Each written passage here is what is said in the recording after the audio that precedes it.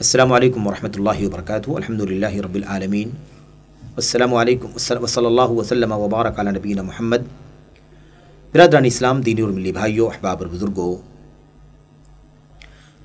عظمت قرآن سیریز کے تحت قرآن کریم کی تاثیر انسانی نفسوں پر، انسانی دلوں پر، طبیعتوں پر بھی بہت زیادہ ہوتی ہے۔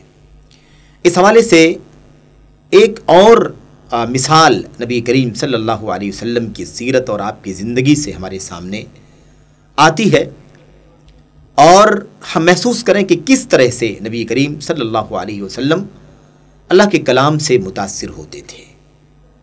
آپ کی طبیعت، آپ کا دل متاثر ہو جایا کرتا تھا۔ روایت حضرت ابو ذر رضی اللہ تعالیٰ عنہ سے مروی ہے، بیان کرتے ہیں، کہتے ہیں قام النبی صلی اللہ علیہ وسلم بآیت حتی اصبح یرددها۔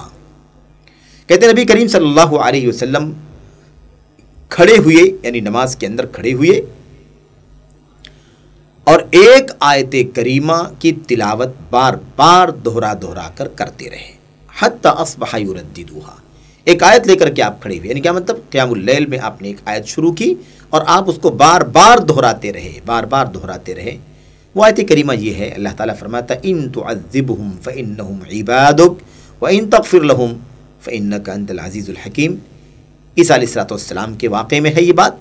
عیسیٰ علیہ السلام نے فرمایا کہ اے اللہ، اگر تو ان اپنے بندوں کو عذاب دے گا تو وہ تیرے بندے ہیں، اور اگر تو انہیں بخش دے گا تو بہرحال تو بڑا غالب ہے، بڑی حکمتوں والا ہے، تو جس طرح سے چاہے کر سکتا ہے۔ آپ سوچیں کہ ایک آیت کریمہ کو آپ دیر تک پڑھتے رہے، یرددها، آپ دہراتے رہے، یہی آیت کریمہ، نہ جانے کتنی مرتبہ اللہ کے نبی صلی اللہ علیہ وسلم دہراتے رہے۔ کیوں؟ اس لیے کہ اللہ کے کلام کی تاثیر آپ کے دل پر ہو رہی تھی، آپ بڑھ نہیں پا رہے تھے۔ آپ ایک بار پڑھتے، دوسری بار پڑھتے، پھر پڑھتے، بار بار پڑھتے رہے، مسلسل دہراتے رہے۔ نبی کریم صلی اللہ علیہ وسلم کا یہ اسوہ ہمیں بتلاتا ہے کہ کس طرح سے اللہ کے نبی علیہ السلام اللہ کے کلام سے متاثر ہوتے تھے، کس طرح سے اللہ کا کلام آپ کے دل پر، آپ کی طبیعت پر اثر انداز ہوتا تھا۔ اور ہم جانتے ہیں کہ نبی کریم صلی اللہ علیہ وسلم جب روتے تھے تو آپ آواز بلند کر کے نہیں روتے تھے، اور چہک کے نہیں رویا کرتے تھے، آواز نکال کر کے نہیں روتے تھے، بلکہ آپ میرے بھائیوں خاموشی سے، بالکل رونے میں آپ کی آواز بلند نہیں ہوتی تھی۔ جیسا کہ اللہ کے نبی صلی اللہ علیہ وسلم نے اپنی ہنسی میں بھی، آپ کی ہنسی کا معاملہ بھی یہ تھا کہ آپ کبھی قہقہے کے ساتھ نہیں ہنسا کرتے تھے۔ تو جس طرح سے آپ ہنستے تو قہقہا نہیں لگاتے، ایسے ہی نبی کریم صلی اللہ علیہ وسلم جب آپ روتے تو بآواز بلند نہیں روتے، بلک کر کے نہیں روتے، بلکہ ہوتا کیا؟ نبی کریم صلی اللہ علیہ وسلم کی آنکھوں سے آنسو، آپ کی آنکھیں دبا جاتی اور آپ کی آنکھوں سے آنسو ڈھلک جاتے، آنکھوں سے آنسو جاری ہو جاتے، یہ صورتحال ہوتی۔ اور مزید اللہ کے کلام کی تاثیر کیا ہوتی میرے بھائیوں؟ کہ آپ کے سینے سے ہانڈی کے کھولنے کی طرح سے آواز آتی، عزیز یکون یسمع لصدرہ عزیز کا عزیز المرجل، جیسے ہانڈی کے اندر پانی ہو اور اسے کسی چولہے پر رکھ کر کے اس پانی کو جوش دیا جا رہا ہو، تو جوش دینے اور کھولنے کی وجہ سے جو آواز آتی ہے، ایسے ہی آپ کے سینے مبارک سے ہانڈی کے کھولنے جیسی آواز آیا کرتی تھی۔ یہ صورتحال تھی۔